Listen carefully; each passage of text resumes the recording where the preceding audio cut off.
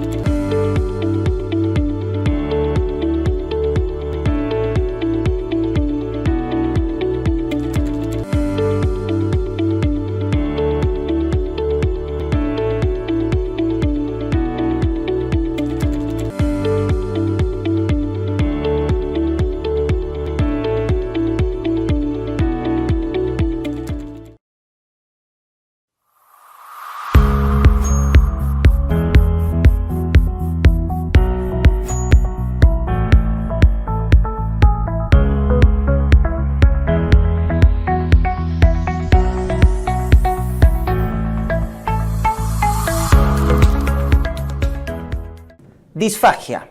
Vamos a ver el algoritmo de este síntoma que se presenta en la patología del esófago, ¿no? La dificultad para la deglución. Cuando yo tengo dificultad para la deglución puede ser alta, llamado oroesofágica, o sea, el alimento se me queda en la garganta, o baja, típicamente, que se llama esofágica. Ahora, la oroesofágica se puede, a su vez, cada uno clasificar en motora, o sea, una disfagia motora, cuando está alterada la contracción del esófago, y eso va a reconocerse cuando tengo dificultad para pasar tanto alimentos sólidos como líquidos. Entonces, cuando la dificultad es tanto para sólidos como líquidos, no pasa ninguno, el problema es motor. Porque en la mecánica, el problema principalmente es para los sólidos, más que para los líquidos, porque hay algo que está obstruyendo. Entonces ahí tú tienes que diferenciarlo, ¿no? Ya está. Y la disfagia baja, que les decía propiamente, esofágica, ¿no? También puede clasificarse. Si no pasa nada, ni sólido ni líquido, es un problema motor, y si solo se afecta o principalmente se afecta el alimento sólido, eso es un problema mecánico. ¿Se dan cuenta? Entonces tienen ahí la diferencia, ¿ya? Muy bien. Entonces comencemos con la disfagia alta motora, donde la causa más frecuente es enfermedad cerebrovascular. Esa es la causa más frecuente de disfagia alta motora. ¿Por qué? Porque recuerden que la parte superior del esófago, el tercio superior, es músculo esquelético. Tiene inervación somática, doctores. Por eso el accidente cerebrovascular es la causa más frecuente de disfagia motora. Por eso esos pacientes se aspiran, ¿no? Se aspiran. Y cualquier problema neurológico que altere la inervación somática, miastenia gravis, ¿no? Patología de la unión neuromuscular, donde están alterados los receptores nicotínicos. Guillain-Barré, un proceso de desmielinización a nivel periférico. Guillain-Barré. Botulismo, también. Parkinson. Entonces, todos estos problemas neuromusculares van a afectar la inervación somática. ¿Y eso por qué? Porque la parte superior del esófago, recuerden que es músculo esquelético, inervación somática.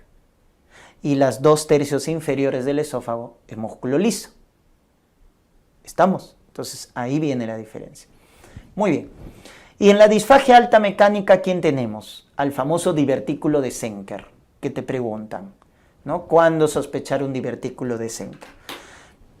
Recuerden que el divertículo de Zenker es un divertículo que se forma por pulsión, así se llama, ¿no? Por pulsión. Es un falso divertículo, porque solo tiene mucosa y submucosa, ¿ya? Y se forma por pulsión, porque hay mucha presión en la luz del esófago y entonces jala. Entonces eso se llama por pulsión. Entonces es un falso divertículo, se forma por pulsión y protruye por el triángulo de Killian. Pregunta de anatomía. ¿Dónde se forma el triángulo de Killian? Está por encima del músculo cricofaringeo y por debajo del constrictor de la faringe. Entonces eso tienen que recordarse, por el triángulo de Killian, por ahí protruye el divertículo de Zenker. Pero bueno, ¿cómo se manifiesta?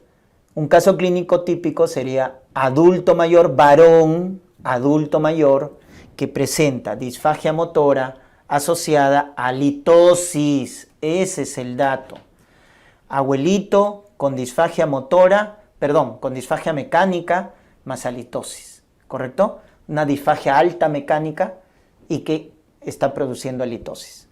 Entonces, ahí hay que pensar en divertículo de Zenker. ¿Ya, doctores? Divertículo de Zenker. Si ya genera síntomas, el divertículo de Zenker genera disfagia mecánica alta, genera litosis, genera aspiraciones, neumonías, etcétera, porque el paciente puede aspirarse, entonces ya hay que tratarlo definitivamente, ¿ya? Recuerden que está contraindicado la endoscopía en divertículo de Zenker, ¿eh? Porque podemos perforarlo. Recuerden que es un falso divertículo. Se confirma con una radiografía de esófago varietada, donde vamos a ver ahí el famoso divertículo, que es una bolsita que se forma por pulsión. Ahí lo estamos viendo. Miren cómo protruye por encima del crico faríngeo y por debajo del constrictor inferior de la faringe, que se llama el triángulo de Killian. Por ahí protruye, ¿ya? Entonces, cuando ya da síntomas, hay que operarlo, o si no da síntomas, cuando mide más de 1 centímetro, hay que operarlo, ¿ya? Muy bien. Y luego, otra causa de disfagia mecánica alta está en síndrome de Plummer-Vinson.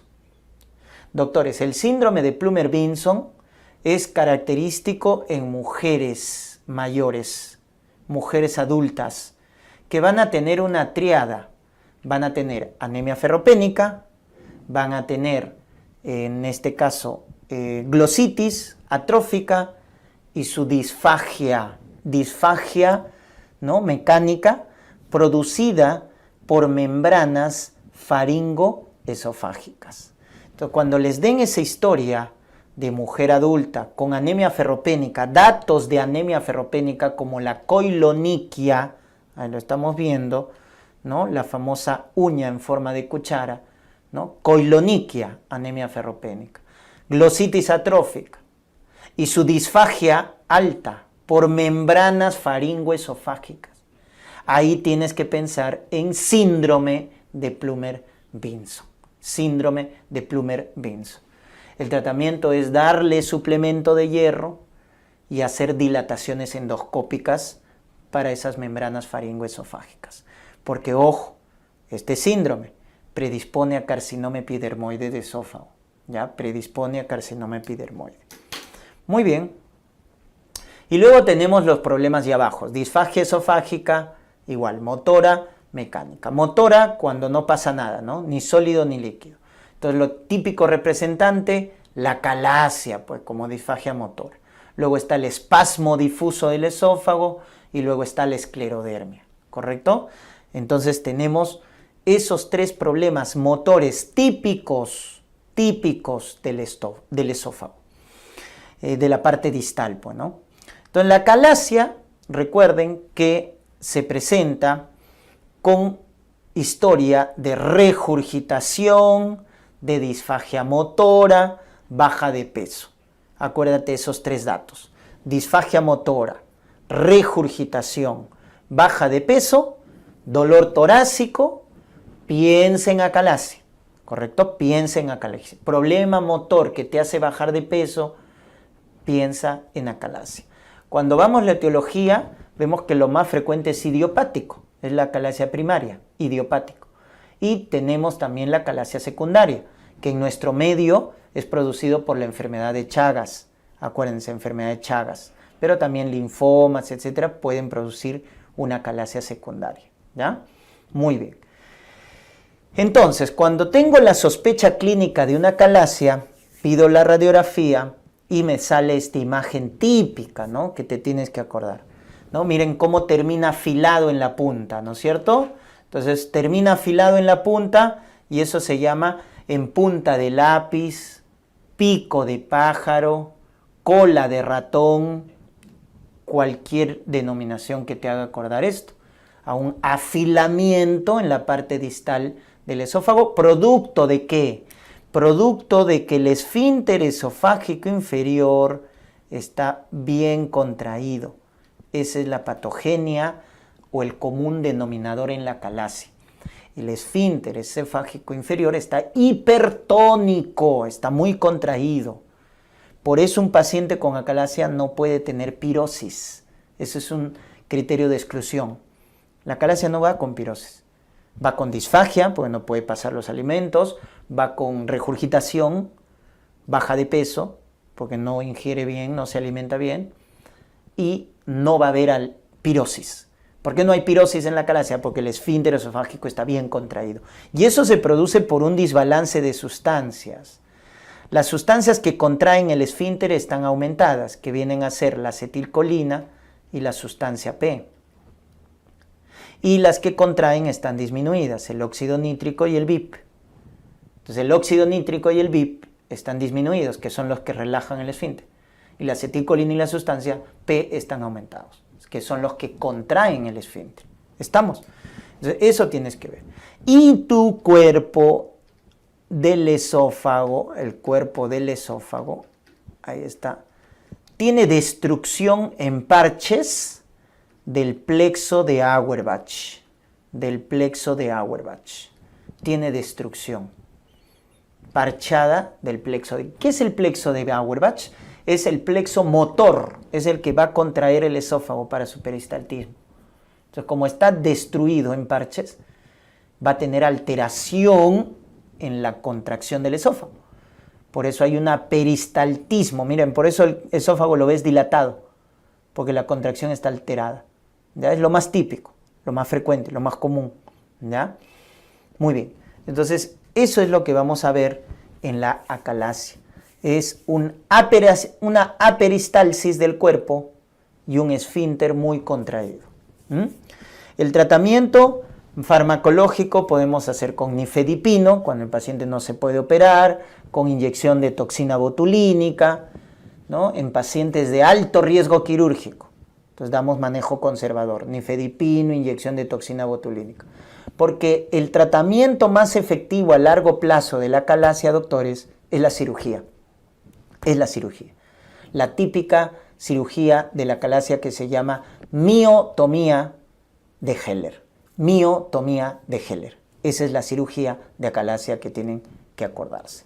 Con menos eficacia tenemos la dilatación endoscópica, que también se puede hacer, dilatación endoscópica, o esta técnica conocida con el nombre de POEM, que significa miotomía endoscópica por vía oral. Es una técnica endoscópica que se hace para operar la acalasia, ¿correcto? ¿Ya? Muy bien. Ya está, entonces esas son las medidas terapéuticas en lo que viene a ser la acalasia, ¿ya? La acalasia.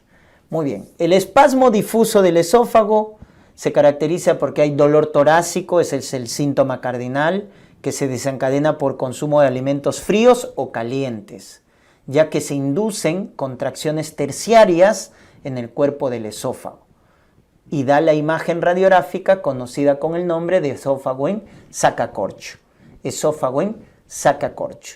Entonces, mientras que en la acalasia, en el cuerpo, hay un problema de hipomotilidad, en el espasmo difuso es lo contrario, hay hipermotilidad, porque hay contracciones terciarias, pero que son patológicas, por eso generan dolor torácico, ¿correcto? Muy bien. Entonces ahí está la imagen radiográfica típica del espasmo difuso que se llama imagen en sacacorcho. Tratamiento médico, calcioantagonistas para relajar y la cirugía se llama miotomía longitudinal. La esclerodermia es una enfermedad reumatológica que afecta vísceras. La más afectada justamente es el esófago, por eso hay disfagia motora acá. Entonces lo vas a reconocer porque el paciente tiene su famoso fenómeno de Raynaud, típico de la esclerodermia, ¿no? Acuérdate la mnemotecnia PCR, palidez, cianosis, rubicundez, en ese orden. Palidez, cianosis, rubicundez. Fenómeno de Raynaud, ¿no es cierto? Muy bien. Con historia de pirosis, porque acá hay reflujo. Acá en la esclerodermia el esfínter se vuelve incompetente. Entonces va a haber reflujo. Por eso la pirosis. La imagen típica es la imagen en tubo rígido por la fibrosis, ¿no? Tubo rígido. Entonces acá van a ver que el cuerpo del esófago no se contrae, o sea, está alterada la contracción, similar a la acalasia, hay un problema de hipomotilidad. Pero la diferencia con la acalasia es acá, que el esfínter esofágico acá está hipotónico y por eso que tiene pirosis. Entonces traten de entenderlo, ¿ya? No memoricen, hay que entender cómo se producen las cosas y luego, ¿no es cierto?, razonar, porque eso nos va a permitir recuperar la información cuando la almacenamos a largo plazo, ¿ya? ¿Por qué van a recuperar la información ustedes, doctores, a largo plazo cuando hacen pistas de recuperación? Entonces, si yo lo entiendo, eso es mejor, porque al entender, al comprender a corto plazo, esto me va a permitir recuperar la información y almacenarla en la memoria a largo plazo. Entonces, si yo entiendo la acalasia, el esófago no se contrae, el esfínter está hipertónico, tiene Entonces, disfagia motora, tiene regurgitación, pero no va a haber pirosis, porque el esfínter está bien contraído. En cambio, si me dicen pirosis, si me dicen alteración de la contracción del esófago, eso es esclerodermia. ¿Se dan cuenta? Entonces, ahí están aplicando el razonamiento y que les va a servir como pista de recuperación cuando quieran recuperar esa información. Manejo, inhibidores de bomba, porque tiene pirosis, tiene reflujo. Y cuando lo vamos a operar, quiero que te recuerdes de lo que conversamos en reflujo. La esclerodermia es el clásico ejemplo de la presencia de reflujo asociado a problema motor. Entonces, cuando la enfermedad reflujo está asociado a problema motor, entonces recordarán ustedes que ahí la funduplicatura se llama parcial de Belsey, la técnica quirúrgica. Parcial de Belsey, ¿correcto? Muy bien. Como se han dado cuenta, en los problemas motores, la radiografía de esófago varietada es muy importante. Radiografía de esófago varietada como prueba inicial. Pero el gol estándar para problemas motores, les digo, es la manometría. Ojo, este es el gol estándar para los problemas motores, el que finalmente te confirme el diagnóstico. ¿Ya? Muy bien. Y la endoscopía es para descartar causas secundarias, cáncer, linfomas, etc. Y finalmente, el problema mecánico. El problema mecánico, doctores, ¿qué nos va a dar? Nos va a dar, por ejemplo, ¿no? causas de disfagia mecánica. El anillo de Chatsky. ¿Qué es el anillo de Chatsky? Es una membrana que están viendo ahí, un anillo que se forma en la línea Z. Doctor, ¿cuál es la línea Z? Es la unión escamo-columnar. O sea, es la unión entre el epitelio del esófago y el epitelio del estómago. Ahí se forma la línea Z. Entonces, en esa línea Z se forma el anillo de Chatsky, que va a generar una disfagia mecánica intermitente. Disfagia mecánica intermitente, ¿correcto? Que muchas veces se produce por reflujo. Ojo, esto también está asociado a reflujo ácido, ¿ya? El anillo de Chatsky. Y va con disfagia mecánica intermitente. Otra es la estenosis péptica. ¿Cuándo vas a sospechar de la estenosis péptica? Cuando un paciente que tenía reflujo viene con disfagia mecánica. Entonces ahí típico, ¿no? Estenosis péptica, porque es su complicación frecuente del reflujo. Entonces el paciente viene con pirosis y luego ya como complicación aparece disfagia mecánica. Entonces cuando un paciente con historia de reflujo viene con disfagia mecánica, ¿qué debe sospechar? Estenosis péptica. Y cuando ya un paciente viene con disfagia mecánica, baja de peso, consuntivo, patológico, ¿en qué vas a pensar? Cáncer de esófago. ¿Correcto? Cáncer de esófago. Avanzado, ¿no? Si ya da baja de peso, etc. Pues, ¿no? Entonces, disfagia mecánica con baja de peso, cáncer de esófago. Recuerden que el más frecuente en el tercio medio es el carcinoma epidermoide, cuyo factor de riesgo importante es el consumo de tabaco, alcohol, tercio medio. Pero si te hablan de un cáncer de esófago del tercio inferior, el más frecuente es adenocarcinoma en el tercio inferior, cuyo principal factor de riesgo es el, ¿cuál? El esófago de Barrett. Muy bien, el esófago de Barrett, ¿ya? Muy bien, entonces ahí hemos visto el algoritmo de lo que viene a ser la disfagia, con sus diferentes causas, alta, baja, mecánica, motora, etc. Lo tienen que razonar de esa manera.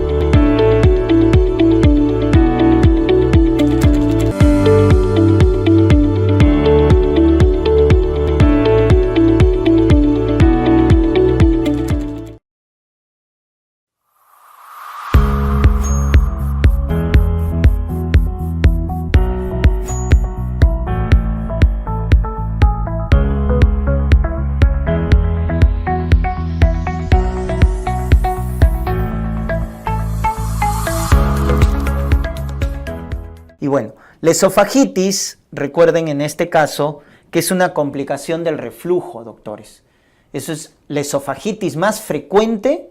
Cuando hablamos de esofagitis, que es lo que va a producir dolor torácico, cuando te pregunten, causa de dolor torácico más frecuente en gastroenterología, esofagitis, ¿no? Porque hay ese dolor a la deglución, que se conoce con el nombre de odinofagia. ¿Y cuál es la causa más frecuente de esofagitis? La enfermedad de reflujo. La enfermedad de reflujo, ¿ya? Entonces, la principal causa de esofagitis es la principal complicación del reflujo erosivo, ¿no? Porque se inflama la mucosa del esófago por ácido, por pepsina. Y recuerden que el ácido pepsina, ¿qué va a generar? Va a generar necrosis coagulativa, ¿ya? ¿Se acuerdan que les dije que el reflujo hay de dos tipos, ácido y alcalino? Entonces, recuerden ahí también la lesión, ¿no?, patológica. Entonces, si el reflujo es ácido, que es lo más frecuente, se va a producir necrosis coagulativa. Pero si el reflujo es alcalino, por sales biliares, se produce necrosis licuefactiva, ¿no? Eso también tenganlo en cuenta. Muy bien. Entonces va a haber historia de pirosis, historia de regurgitación, clínica típica del reflujo, y luego el paciente viene con odinofagia, que es el síntoma cardinal, odinofagia, dolor a la deglución. Entonces ahí tienes que pensar en un reflujo, ¿no?, en una esofagitis, perdón, producida por reflujo. Entonces haces endoscopía, porque cuando había síntomas de alarma tenías que hacer endoscopía. Si es un paciente adulto mayor, más de 60 años, o síntomas de alarma, odinofagia, disfagia, baja de peso, endoscopía. Entonces en la endoscopía podemos utilizar la clasificación de Los Ángeles para la esofagitis por reflujo, ¿ya? El grado A es cuando las lesiones miden menos de 5 milímetros. El grado B, cuando mide más de 5 milímetros. El grado C es cuando se compromete, como están viendo ahí, se compromete, ¿no es cierto? Miren, ahí está, menos del 75% de la circunferencia. Y el grado D es cuando se compromete más del 75% de la circunferencia. Esa es la clasificación de Los Ángeles. Repito, A, menos de 5 milímetros. B, más de 5 milímetros. Las lesiones, ¿no? Y el C y el D tienen que ver con la circunferencia. El C menos del 75% de la circunferencia y el D más del 75%, ¿correcto? Eso entonces recuérdense. Muy bien. Tratamiento, cambios en los estilos de vida, ¿correcto? Cambios en los estilos de vida, definitivamente evitar el consumo de grasas, evitar el consumo de azúcares simples, etcétera, tabaco, alcohol, cafeína, ¿no es cierto? Todo lo de delicioso no deben consumir en reflujo, en esofagitis por reflujo. Y la farmacoterapia de elección en patologías acidopépticas, recuerden, los inhibidores de bomba. Pero también tenemos la esofagitis por cáusticos, recuerden ese detalle, ¿no? Esto lo vemos frecuentemente en accidentes, ¿no? En pediátricos, los niños, ¿no?, son los más afectados, ¿no?, por intoxicación. O en adultos por caso de suicidio, etcétera, ¿no? Entonces recuerden que las sustancias cáusticas son de dos tipos, los ácidos, que producen necrosis por coagulación, y el álcali, ¿no es cierto?, que produce necrosis por licuefacción. Eso es algo básico que deben recordar. Ácidos hay un montón de ejemplos, pues, ¿no? El ácido muriático, el ácido sulfúrico, etcétera, ¿no? Álcalis, el más frecuente es lejía, ¿no? La lejía es un típico álcali en las intoxicaciones. Y cuando te pregunten cuál es el más grave, ¿qué vas a responder? Los álcalis. Recuerden que estos son los más graves porque tienen más riesgo de perforación. Muy bien, mayor riesgo de perforación. Utilizamos para ello, ¿no? Porque el paciente que viene con intoxicación, bueno, viene con historia de que ha ingerido estas sustancias cáusticas, obviamente viene con dolor torácico, náuseas, vómitos, etcétera, ¿no? Ya a veces puede venir ya con complicaciones graves como una perforación, que sobre todo es típico en los álcalis, ¿no? O complicaciones ya posteriores también, como estenosis o ya a largo plazo incluso estas esofagitis cáusticas a largo plazo predisponen a carcinoma epidermoide, ¿no? Muy bien, entonces hay una clasificación endoscópica de Sargar para ver el grado de lesión. El grado 1, que es cuando hay hiperemia de la mucosa del esófago, el 2 cuando se forman úlceras, el 3 cuando ya hay necrosis y el 4 es el grave, cuando ya hay perforación, que es la complicación más grave a corto plazo, ¿no? Se perfora, entonces más grave a corto plazo. Muy bien, en el tratamiento, lógicamente, no hay que inducir los vómitos, está contraindicado, no hay que inducir lavados gástricos, porque eso empeora el cuadro, tengan mucho cuidado, ¿estamos? Lo que hay que hacer es NPO, bastante hidratación, buena analgesia, porque el paciente está con dolor y muchas veces hay que sedarlos, ¿no? Sobre todo en los pacientes pediátricos, ¿ya? Ese es básicamente el manejo de soporte, pero no induzcan vómitos, no induzcan lavados gástricos. Los antibióticos, la profilaxis no está aprobada. Hay que dar antibióticos cuando hay datos de infección, pero si no, no. Los corticoides también, su eficacia es limitada. Y ya la cirugía cuando hay complicaciones, ¿no? Como hemos dicho, la más grave a corto plazo, la perforación. A mediano plazo, la estenosis, donde habrá que hacer dilataciones. Y a largo plazo, carcinoma epidermoide. Muy bien. También tenemos la esofagitis infecciosa. En la esofagitis infecciosa lo vamos a ver típicamente en los pacientes inmunosuprimidos, doctores. Pacientes con VIH, pacientes con cirrosis, etc. Entonces, acá tenemos pues la odinofagia como dato típico de la esofagitis, disfagia, ¿no es cierto?, en pacientes inmunosuprimidos. Y lo primero que debo pensar es la esofagitis por cándida, ¿correcto? Entonces, cándida, como ven en la imagen, genera esas pseudomembranas típicas de la esofagitis candidiásica. Genera esas placas blanquecinas, que son las pseudomembranas, y que hay que dar tratamiento, definitivamente, con fluconazol, pues, ¿no? Fluconazol. Pero también podemos tener lo que viene a ser úlceras lineales, como estamos viendo en la imagen del centro, y úlceras lineales, sobre todo en la parte superior y media del esófago. Y eso se debe a citomegalovirus. Citomegalovirus produce úlceras lineales en el tercio superior, en el tercio medio del esófago. También en pacientes inmunosuprimidos, y el tratamiento es con ganciclovir, que es el típico antiviral, ¿verdad? Y finalmente herpes. Herpes también nos da las típicas, las famosas úlceras en sacabocado o úlceras en forma de volcán. Y se afecta principalmente el tercio distal del esófago. Tercio distal del esófago. Tratamiento, el típico antiviral, aciclovir. Muy bien. Y más raro, en nuestro medio, la esofagitis eosinofílica. ¿Ya? Esto se ve en pacientes predispuestos, pacientes con rinitis alérgica, pacientes con asma, pacientes con dermatitis atópica.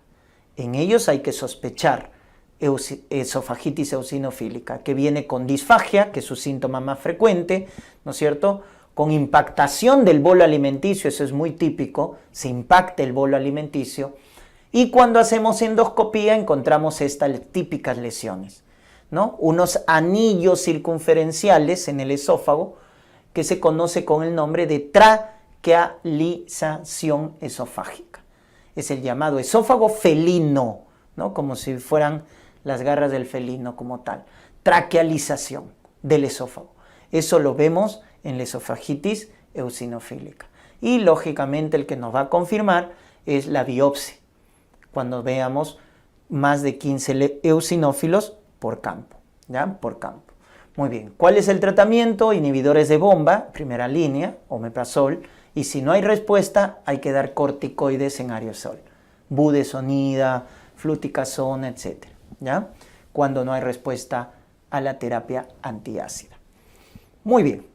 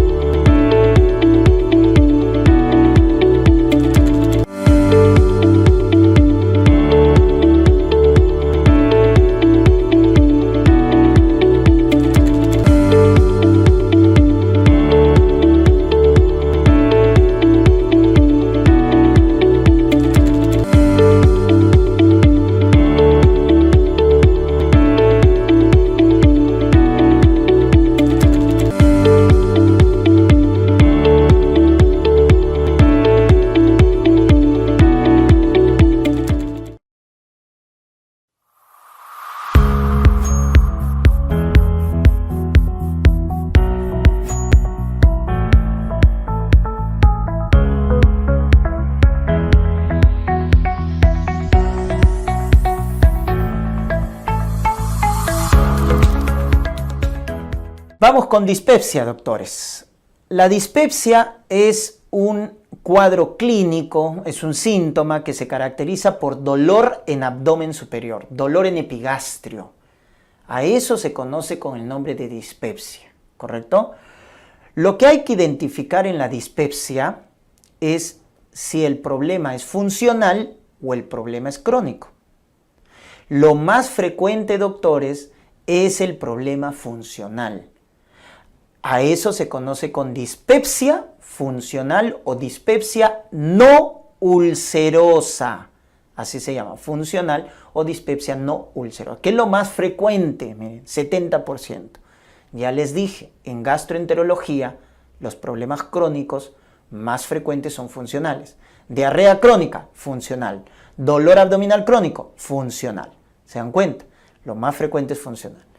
Pero es un diagnóstico de exclusión, porque lo primero que debemos descartar es dispepsia orgánica, es lo primero que debo descartar, que está presente hasta en un 30%. ¿Estamos? Muy bien. Entonces, la dispepsia funcional es un diagnóstico de exclusión, a diferencia de la dispepsia orgánica, que hay que descartarla, ¿no?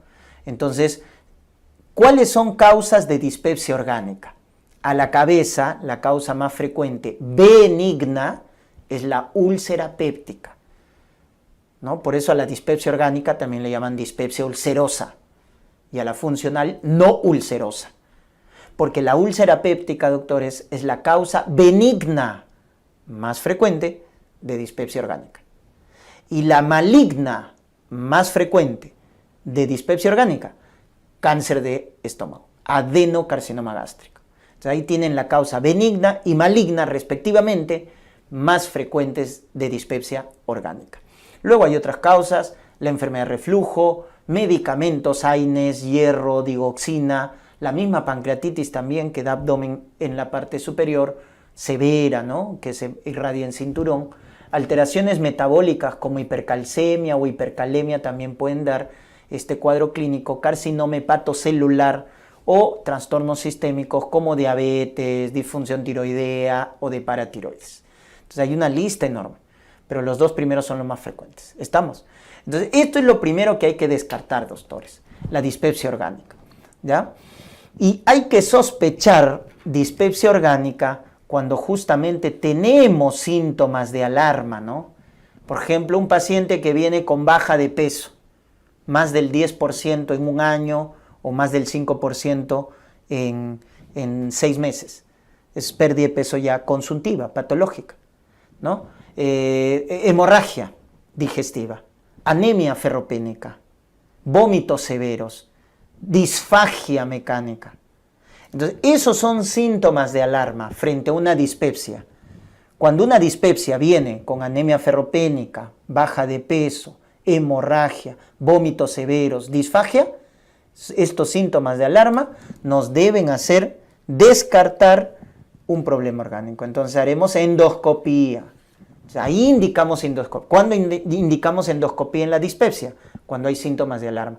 O el paciente tiene más de 60 años.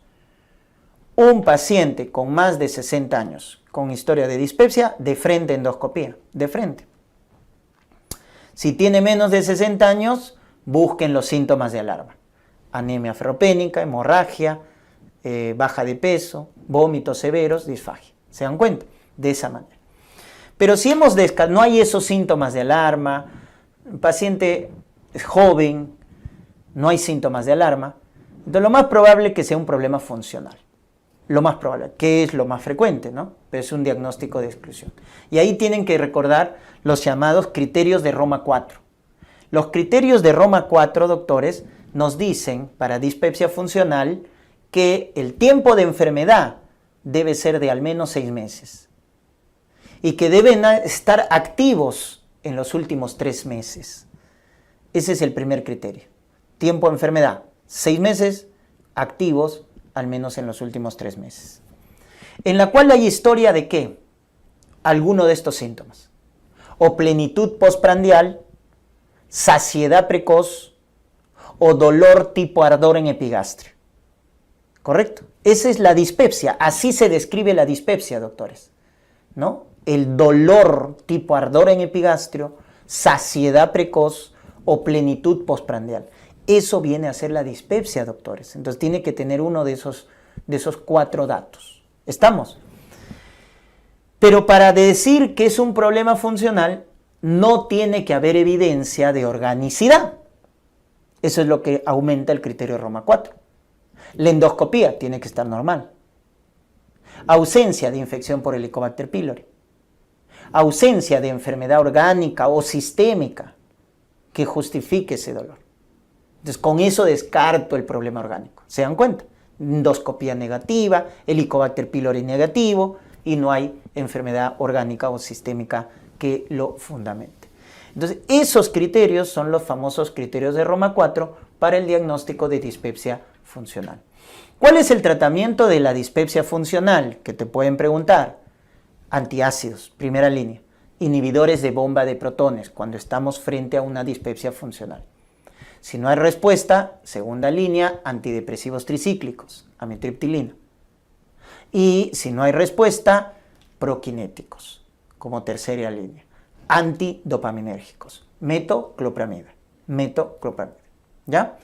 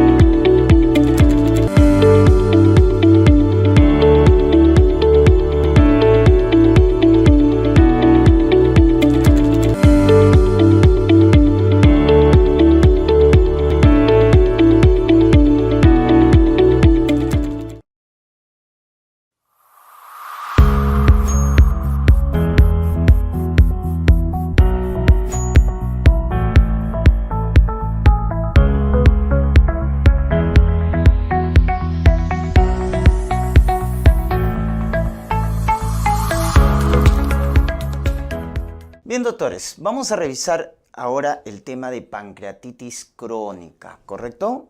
Bien. Cuando hablemos de pancreatitis crónica, lo que tienes que acordarte como criterio principal es que eso ya una alteración, producto de una inflamación crónica, una alteración de la anatomía del páncreas, donde se fibrosa, donde se calcifica. Y eso finalmente conlleva a una disfunción, tanto de la función exocrina como endocrina del páncreas, ¿no? Porque recuerden que el páncreas es una glándula mixta, ¿ya? Cuando hablemos de la etiología, tenemos que recordarnos que la principal causa es el consumo de alcohol, ¿correcto? El consumo de alcohol es la principal causa de pancreatitis crónica, ¿no? 40, 50 gramos al día de manera crónica ya nos predispone a ser una pancreatitis crónica, a diferencia de la aguda, ¿verdad? Donde la aguda era de etiología biliar. Recordemos esta mnemotecnia para recordar la etiología de pancreatitis crónica, TIGARO, T de tóxico metabólico, y ahí tienes la principal causa, ¿ah? Nunca te olvides, consumo de alcohol. Otras como falla renal, hipercalcemia, dislipidemia, tabaco, ¿no? La nicotina también genera alteración en la morfología del páncreas, etc. Idiopático, también de inicio temprano, tardío, ¿correcto? Y este es pregunta examen, la pancreatitis tropical, que es frecuente en países subdesarrollados, zona de África, y que está asociado a desnutrición crónica, ¿correcto? Cuando te pregunten la desnutrición crónica, países subdesarrollados, la pancreatitis que predomina es la tropical. ¿Estamos? Muy bien. Luego tenemos las causas genéticas, ¿no? Mutación del gen SPINK. Este gen, recuerden que regula la función pancreática, puede estar mutado y eso predispone también a la pancreatitis crónica, ¿no? Porque se desencadena una activación de las enzimas pancreáticas y produciendo inflamación. Autoinmunes, ¿no? Cuando hay un infiltrado linfoplasmocitario en el páncreas, ¿no? Pancreatitis aguda recurrente por irradiación, posnecrosis y obstructiva también, ¿ya? Pero siempre hay que recordar lo más frecuente, ¿no? Vamos a la patogenia. Lo más importante en pancreatitis crónica, recuerden, es la alteración en la morfología del páncreas. Entonces aparece dos componentes: fibrosis, calcificación del páncreas. Eso no lo vas a ver en el cuadro agudo. Esto es crónico, cuando tú ves ya la anatomía alterada, ¿no? Fibrosis, calcificación en el páncreas es criterio mayor para el diagnóstico de pancreatitis crónica. Acuérdense, ¿eh? Fibrosis, calcificación. Incluso en la autoinmune, ¿no? Le agregamos algo más, ¿no? Aparte de la fibrosis, hay infiltrado linfoplasmocitario en la autoinmune. Infiltrado linfoplasmocitario más fibrosis, esa es una pancreatitis crónica de origen autoinmune, ¿no? En las demás, como por ejemplo el consumo de alcohol, el consumo de tabaco, las dislipidemias, las toxinas, generan principalmente calcificación del páncreas, ¿ya? Calcificación del páncreas. Entonces recuerden que esto es criterio mayor, ¿eh? No lo vas a ver en el agudo. El diagnóstico te van a decir un dolor abdominal, ¿correcto? Dolor abdominal en epigastrio, en abdomen superior, que se irradia en faja, en cinturón, típica semiología de una pancreatitis, pero es un dolor leve moderado, no es un dolor severo, no es un abdomen agudo, como en la pancreatitis aguda. No, acá es leve, moderado, pero con la misma semiología. En epigastrio, en abdomen superior, que se irradia, en cinturón, en faja. Mejora al inclinarse hacia adelante, ¿no? Empeora cuando con las comidas grasosas, con las comidas copiosas, empeora. Entonces eso nos debe hacer sospechar. Y luego evaluamos la función pancreática. Si bien es cierto que el criterio mayor diagnóstico es la alteración en la anatomía, pero también criterios diagnósticos ya menores vienen a ser la alteración en la función pancreática, ¿no?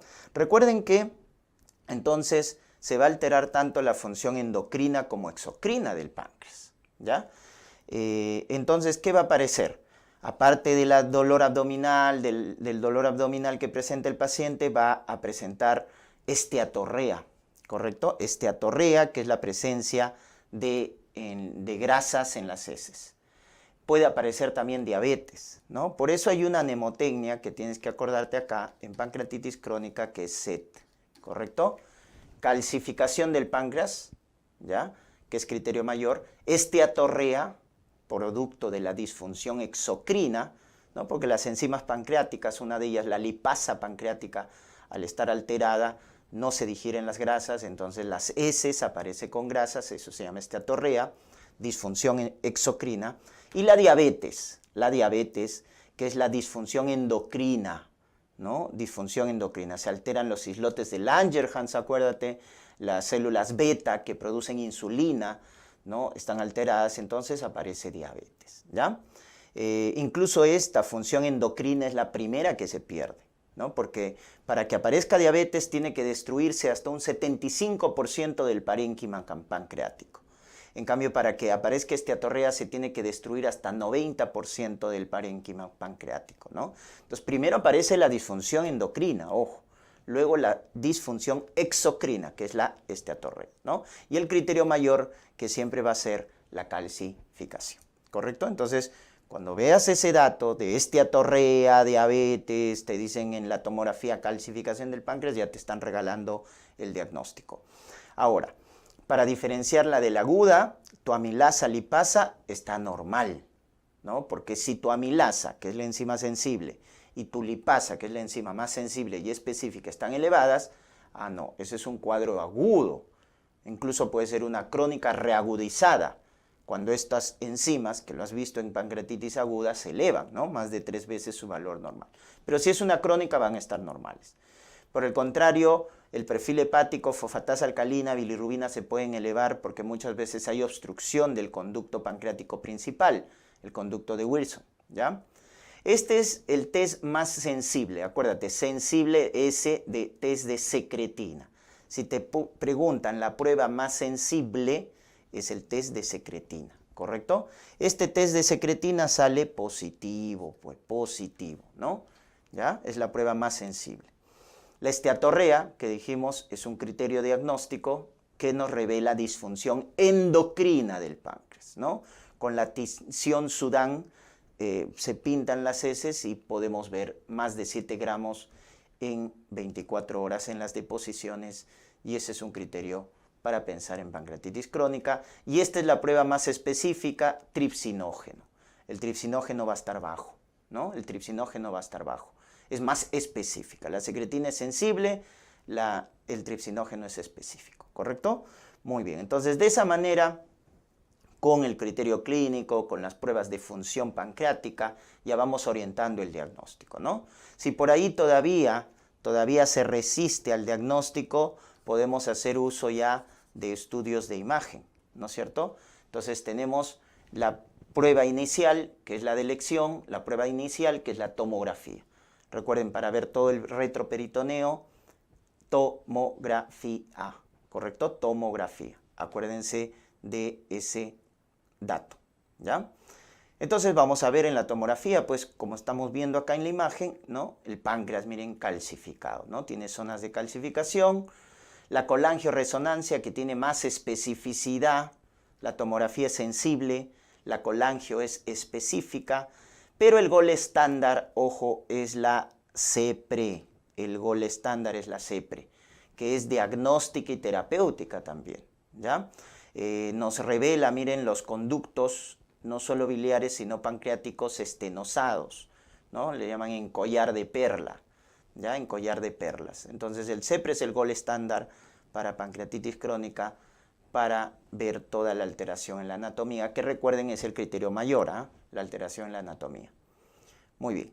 Y finalmente el tratamiento. El tratamiento inicial de la pancreatitis crónica como medidas generales es estilo de vida. Por ejemplo, dejar de consumir de alcohol, dejar de consumir tabaco, ¿no es cierto? Debe haber una abstinencia de estas drogas, ¿no es cierto?, tóxicas para el páncreas. Y la primera medida que va a mejorar la clínica del paciente, es decir, ese dolor leve, moderado en el abdomen, viene a ser el reemplazo enzimático. Esa es la primera medida para calmar la clínica, la sintomatología del paciente. Lipasa pancreática en cada comida, ¿no? La lipasa, ¿no? Esta enzima para digerir las grasas se debe dar en cada comida, ¿no? Entonces ese reemplazo enzimático es la primera medida para la clínica del paciente, ¿no? Para la disfunción endocrina, ¿sí? Como no hay reserva de insulina, hay que colocar insulina si es que tenemos esta diabetes mellitus, ¿no? En pancreatitis producto de la insuficiencia pancreática. Si el dolor persiste, a pesar de estas medidas generales, ¿no? Cambio en el estilo de vida, reemplazo enzimático con cada comida, persiste el dolor, utilizamos analgésicos. Y ahí tenemos primera línea, AINES, ¿no es cierto? Los AINES son de primera línea en la analgesia. Si es que es severo, opioides, fentanilo, morfina de liberación prolongada. E incluso se puede utilizar como última medida antidepresivos tricíclicos. Antidepresivos tricíclicos, ¿correcto? Muy bien, si a pesar de este manejo farmacológico persiste el dolor, ¿cuál es la siguiente medida? Bloqueo del ganglio celíaco. Bloqueo del ganglio celíaco, ¿no?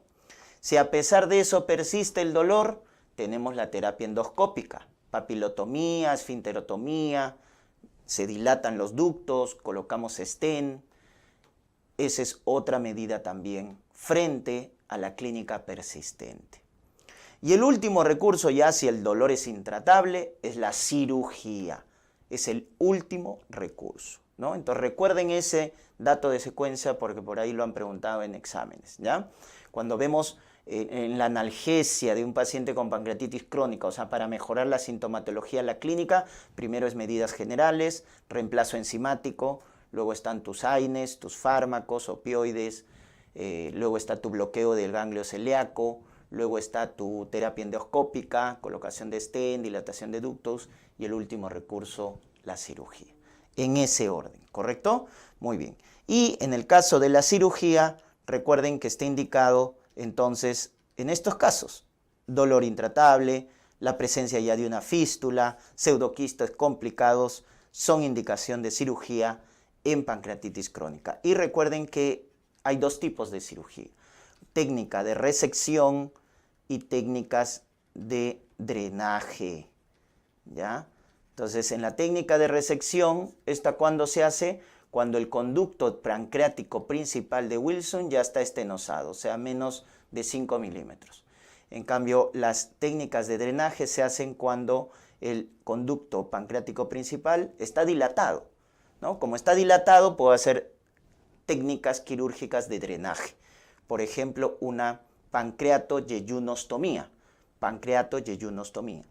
Pero si el conducto está estenosado o está obstruido, ya se hacen técnicas de resección. Y acá la clásica, acuérdate, en páncreas, es la técnica de Whipple, ¿no? Que lo habrás visto también en cirugía en cáncer de páncreas. Entonces, dependiendo de cómo está el conducto pancreático principal, se indica la técnica quirúrgica. Si está obstruido, técnicas de resección; si está dilatado, técnicas de drenaje.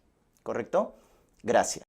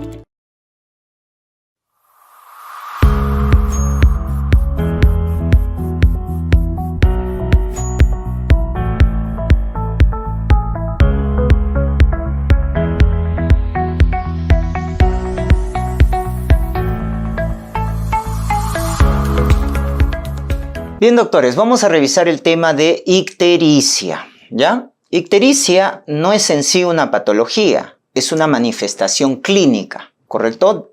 Por lo tanto, debemos, en este caso, evaluar al paciente y ver cuál es la causa subyacente, ¿correcto? Entonces, ¿cómo definimos la ictericia? Como una coloración amarillenta de la piel y de las escleras, debido a la deposición de bilirrubina. Este es el pigmento. Esto para diferenciarlo de la pseudoictericia, que es cuando consumes bastante beta-caroteno, ¿no? Que está en la papaya, la mandarina, la naranja, etc. Cuando consumes mucho beta-caroteno, ¿no? Entonces la piel también se torna amarilla, pero tus mucosas están normales. La esclera está normal. Entonces esa es la diferencia, ¿ya? Ténganlo en cuenta. Vamos a clasificar la ictericia de dos tipos. La a predominio indirecto, que es por predominio de la bilirrubina no conjugada, y luego la bilirrubina a predominio directo o bilirrubina conjugada. ¿Estamos? Muy bien. En el primer caso, a predominio indirecto, vamos a tener como causa el aumento de producción de bilirrubina indirecta, el deterioro de la captación, porque ésta tiene que captarse por el hígado para conjugarse, y defecto en la conjugación. Entonces, el aumento de la producción, eso lo vemos en la hemólisis. Recuerda que la bilirrubina viene de la degradación de glóbulos rojos. Entonces, la forma fisiológica se llama hemocateresis, pero la forma patológica ya es una hemólisis, ¿no? De cualquier tipo, inmune o no inmune, infecciosa, etc. La extravasación, ¿no? Y todo eso ya lo ves en hematología, pues, ¿no? Porque hay aumento de bilirrubina indirecta, LDH, etc. La extravasación de sangre también, los hematomas, en los recién nacidos el cefalohematoma puede dar también eso. La enfermedad de Wilson también puede generar ictericia predominio indirecto. También tenemos el deterioro de la captación, o sea que se puede alterar la captación de la bilirrubina indirecta por parte de los hepatocitos, ¿no? No se capta, entonces no se va a conjugar. Y ahí tenemos fármacos como la rifampicina, el probenecid, las sulfas, que generan ictericia predominio indirecto por este mecanismo, deterioro de la captación. Luego las derivaciones portosistémicas, etc. Defecto en la conjugación, acá sí recuerden, porque acá sí vienen problemas, ¿no?, a nivel hepático propiamente, porque vemos causas adquiridas como el síndrome de Arias o la disfunción tiroidea. Recuerden, el síndrome de Arias es la ictericia por leche materna, ¿ya? O el disfunción de tiroides, ¿no es cierto? Pero la congénita es la que tiene que ver acá con problema hepático, un problema genético hereditario, donde tenemos el síndrome de Klinger-Najar tipo 1, tipo 2 y el síndrome de Gilbert. Entonces acá hay que hacer una diferencia, ¿no es cierto? Una diferencia en lo que viene a ser, ¿no?, estos tres cuadros, ¿correcto? Cuando tenemos una ictericia predominio indirecto y estamos sospechando de problemas hereditarios que son no hemolíticos, entonces ahí tienes que pensar. El más frecuente es Gilbert, ese es el más frecuente. Por eso generalmente se afecta en jóvenes, o sea, en la vida adulta. En cambio, el Klinger-Najar tipo 2, Klinger-Najar tipo 1, se afecta generalmente ya en el lactante, en el recién nacido, porque son cuadros más severos. ¿Dónde está el problema? El problema está en el déficit de la enzima que conjuga la bilirrubina, la llamada UDP glucoroniltransferasa. La UDP glucoroniltransferasa está ausente, pero su ausencia es leve en Gilbert, es moderada en Klinger-Najar tipo 2 y es severa porque ya no hay enzima prácticamente en el Klinger-Najar tipo 2. Entonces, el déficit enzimático es diferente en los tres, ¿ya? Y eso obviamente va a generar manifestaciones, pues, ¿no? Manifestaciones de que la bilirrubina indirecta no se conjuga y por lo tanto va a aumentar. Generalmente Gilbert es menos de 6 miligramos por decilitro, Klinger-Najar 2 es de 6 a 20 y la tipo 1 es más de 20 miligramos por decilitro. Por eso, ¿quién te puede desarrollar kernicterus? El problema neurológico, bien difícil. En el caso del Klinger-Najar tipo 2 es el riesgo intermedio, dependiendo. En cambio, sí te genera problema neurológico si no lo tratas, ¿no? El tipo 1, porque es el cuadro severo, ¿ya? Entonces, en el tratamiento, ¿qué vamos a recomendar? El tratamiento del paciente con síndrome de Gilbert es un tratamiento que no es específico. Hay que evitar el ayuno. Su test diagnóstico justamente se llama test del ayuno para Gilbert, ¿no? Hay que evitar las infecciones, hay que evitar lo que viene a ser el estrés, porque eso es lo que descompensa al paciente con Gilbert, ¿ya? Entonces esto hay que evitar. En el Klinger-Najar tipo 2 también, todo esto lo puede descompensar al paciente, ¿ya? Ahora, en el Klinger-Najar tipo 2 y en el Klinger-Najar tipo 1 hay que hacer tratamiento para bajar esa bilirrubina indirecta porque tiene riesgo de kernicterus, ¿no es cierto? Entonces, en el tipo 2 hay ya un tratamiento farmacológico, que es el fenobarbital. Fenobarbital se indica para el Klinger-Najar tipo 2. En el tipo 1 no va a responder porque no tiene enzimas. Entonces, ¿qué debemos hacer en el tipo 1? Fototerapia, exsanguinotransfusión, plasmaféresis para bajar a esa bilirrubina indirecta que puede dar daño neurológico. Pero lo ideal es indicar trasplante hepático para el Klinger-Najar tipo 1. ¿Ya? Muy bien, entonces acuérdense de estos problemas genético-hereditarios que van a producir ictericia a predominio de bilirrubina indirecta por un problema en la conjugación. ¿Estamos? Muy bien. Luego tenemos la bilirrubina predominio directo. Esa predominio de la bilirrubina conjugada. Y acá va a haber dos daños, que es por colestasis, que puede ser intra o extrahepática. O sea, a nivel hepático o extrahepático a nivel de los conductos biliares mayores. Cuando el daño hepático es por colestasis, vas a ver que clínicamente va a tener la famosa ICA, ictericia, coluria, acolia. Y tus parámetros bioquímicos que se van a elevar es la fosfatasa alcalina y la GGT. Son marcadores de colestasis. En cambio, cuando el daño es por necrosis, vamos a ver que este paciente va a tener hiporexia, disminución de apetito, o anorexia, ¿no es cierto? Va a tener dolor abdominal, hepatomegalia, etc. ¿Ya? Y cuando el daño es por necrosis, recuerda que las que se van a elevar son las transaminasas, que son marcadores diagnósticos de necrosis hepatocelular. La TGP más específica, la TGO más sensible, ¿correcto? TGP, ¿no?, más específica y la TGO más sensible. Entonces son marcadores de colestasis y de necrosis, porque son los dos tipos de daño que se pueden producir a nivel hepático. Y otro es la alteración en la excreción canalicular. Nuevamente, problemas genético-hereditarios. Así como había ictericia predominio indirecto por déficit en la conjugación a nivel genético hereditario, acá también a predominio directo vas a tener esos problemas genéticos hereditarios. En el caso de la colestasis hay dos tipos, la extra y la intrahepática. La extra lo vas a ver en cirugía, la coledocolitiasis, que te genera dolor y te genera ictericia a predominio directo. Haces tu ecografía, haces tu colangio-resonancia magnética, que es más específica, y ves que el colédoco está dilatado, ¿no? Más de 7 milímetros de mercurio. La colangitis, tu triada de Charcot, fiebre, dolor, ictericia. Si le aumentas alteración del sensorio y le aumentas el shock, la hipotensión, tu pentada de Reynolds. Tu colangitis esclerosante primaria, paciente con colitis ulcerosa, que tiene ANCA-P positivo. Tu síndrome de Merici, que es la obstrucción inflamatoria, ¿no? Tu colecistitis, que es tan grande y que te obstruye al colédoco.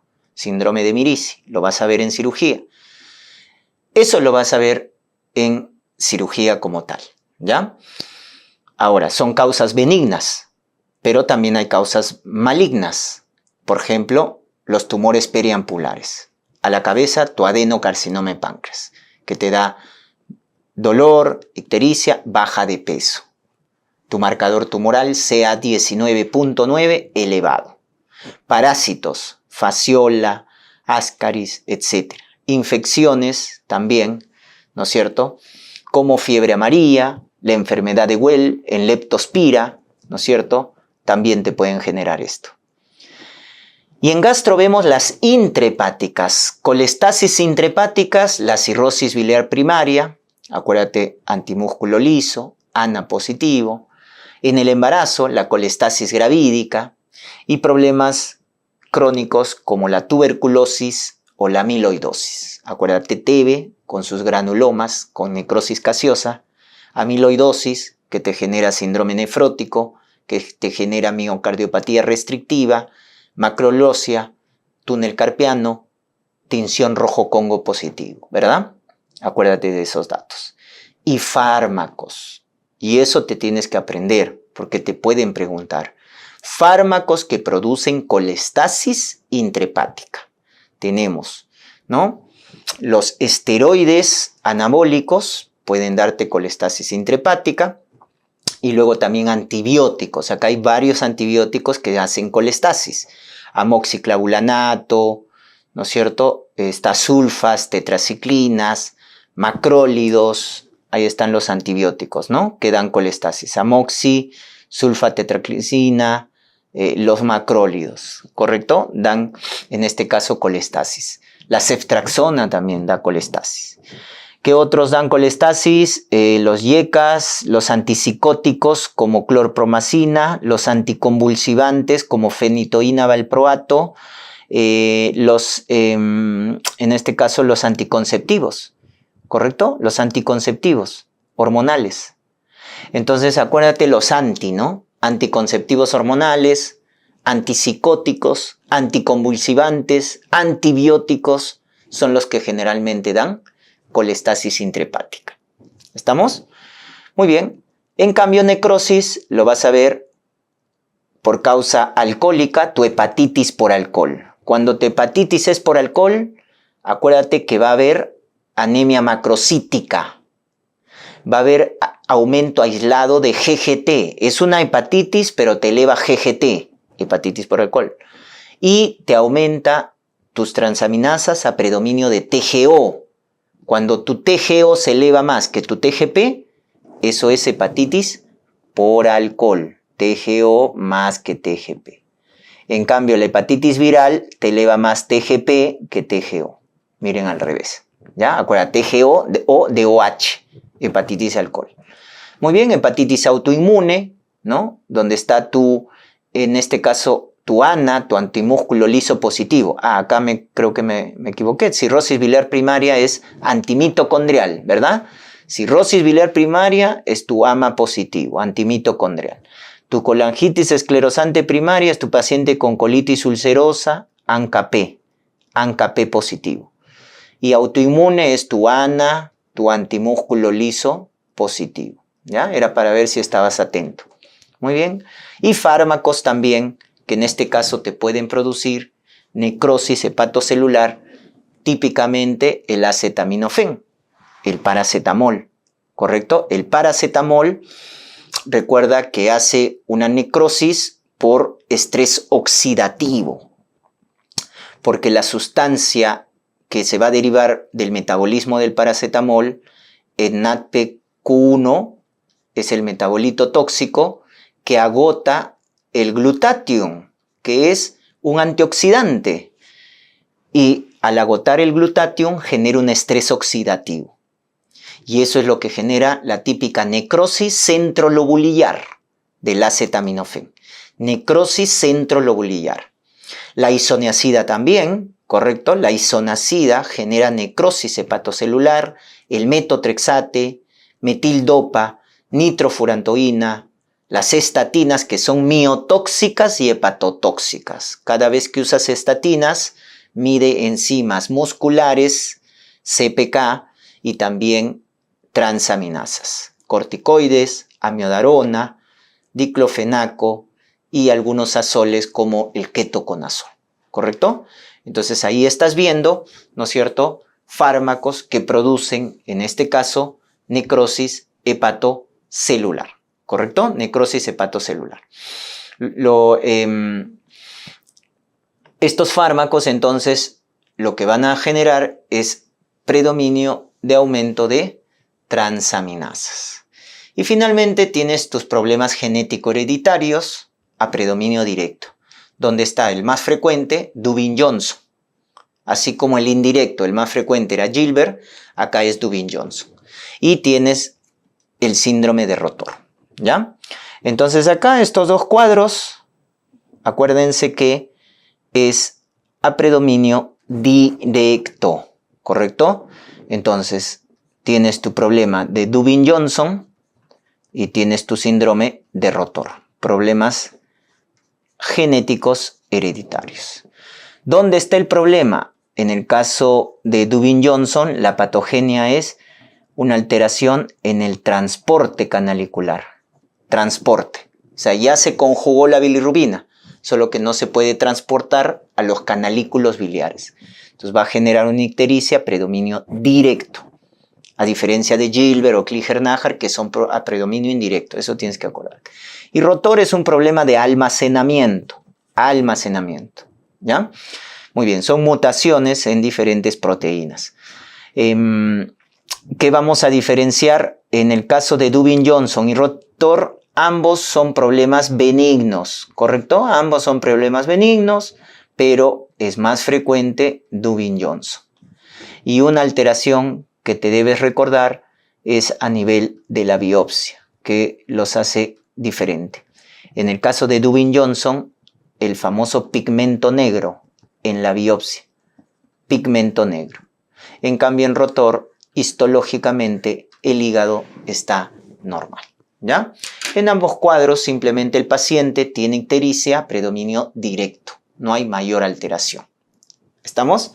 Muy bien, esos son tus dos cuadros genético-hereditarios, pero a predominio directo. Muy bien, doctores. Con eso hemos revisado las causas del síndrome de ictericia. Muchas gracias por su atención.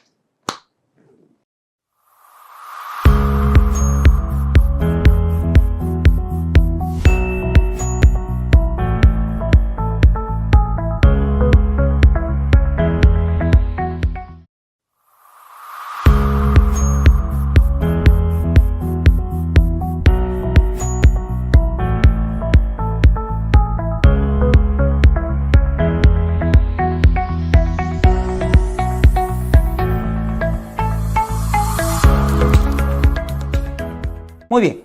Y las hepatopatías autoinmunes, ¿correcto? En las hepatopatías autoinmunes vamos a ver tres. La hepatitis autoinmune, la cirrosis biliar primaria, llamada actualmente colangitis biliar primaria, y la colangitis esclerosante primaria. Veamos. Primero, la afectación por sexo. Hepatitis autoinmune es más frecuente en mujeres. Su asociación de la hepatitis autoinmune, ¿ya?, es con otros problemas autoinmunes, como la tiroiditis de Hashimoto, que produce hipotiroidismo, Graves-Basedow, que va con hipertiroidismo, la enfermedad celíaca, ¿no?, la enteropatía, la intolerancia al gluten, artritis reumatoide, déficit absoluto de insulina, que es la diabetes tipo 1. Entonces se asocia con estas patologías. En la clínica, como es una hepatitis, lo primero que debes pensar, ¿no?, cuando un paciente viene con astenia, pues con fiebre, náuseas, vómitos, pero luego te dice, ¿no?, dolor en hipocondrio derecho, hepatomegalia, entonces ya piensas en hepatitis, ¿no? O cuando ya pues viene de forma tardía y te dice ictericia, coluria, ya con más razón piensas en hepatitis. Lo primero que debes descartar es hepatitis por alcohol, luego hepatitis por virus, luego hepatitis por fármacos.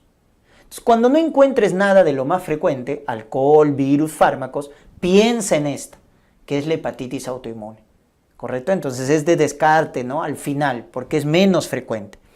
Obviamente, como es una hepatitis, van a dar aumento de transaminasas, porque el daño es por necrosis hepatocelular.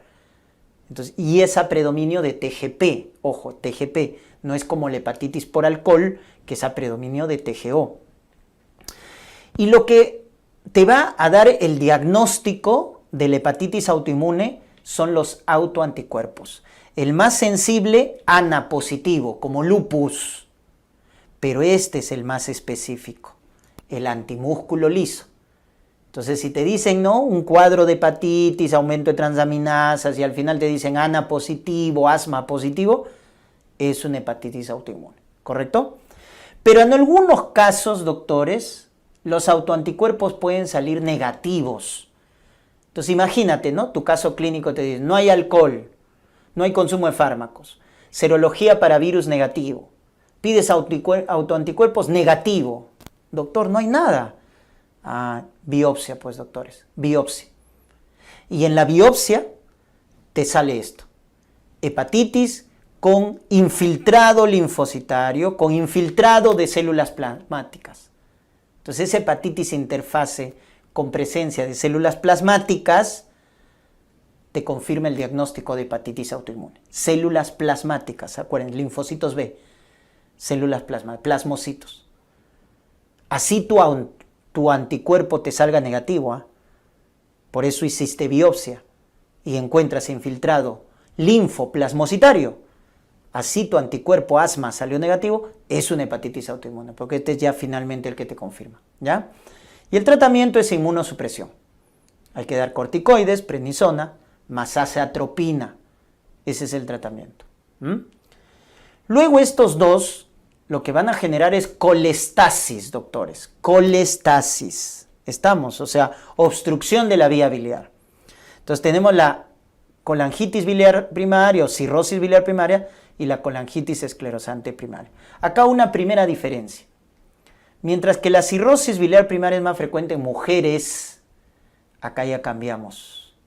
La colangitis esclerosante primaria es más frecuente en varones. Miren la diferencia.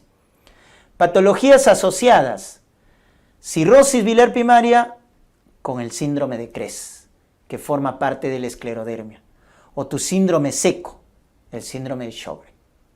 Mientras que tu colangitis esclerosante primaria tienes que reconocerlo en un paciente con colitis ulcerosa o con la predisposición genética HLA-B8 DR3. Pero acuérdate acá, colitis ulcerosa. ¿Se dan cuenta? La clínica de colestasis. El paciente con cirrosis biliar primaria es una mujer que va a venir con astenia, con prurito intenso,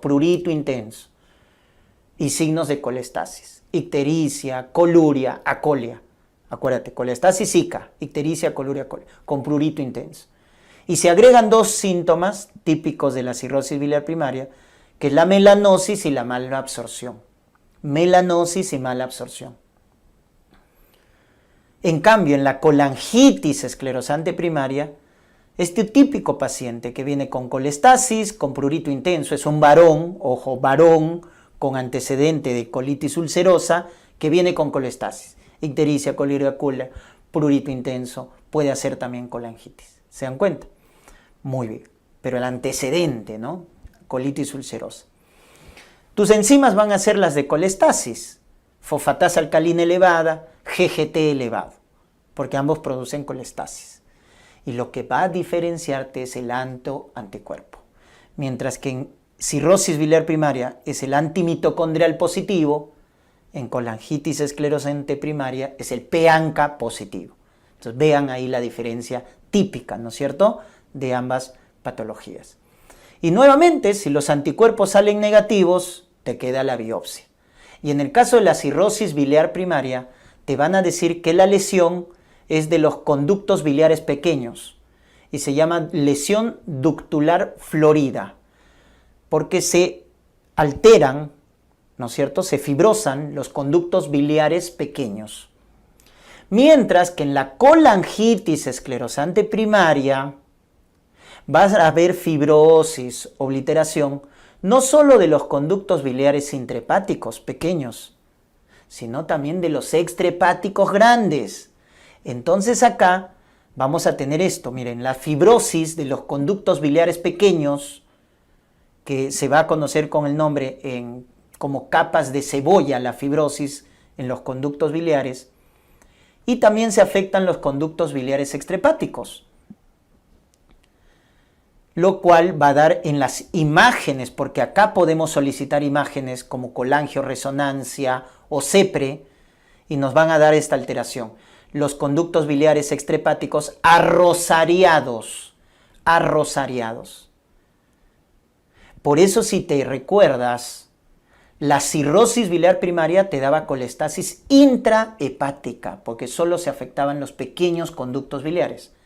Mientras que la colangitis esclerosante primaria te va a dar colestasis extrahepática, porque además de los pequeños, se afectan también los conductos biliares grandes, extrahepáticos. Entonces, miren la diferencia, ¿correcto? Son diferentes. Entonces, definitivamente, en ambos casos, el tratamiento se hace con un ácido biliar secundario, que es el ácido ursodesoxicólico. O el tratamiento a largo plazo más efectivo, en ambos casos, es el trasplante hepático.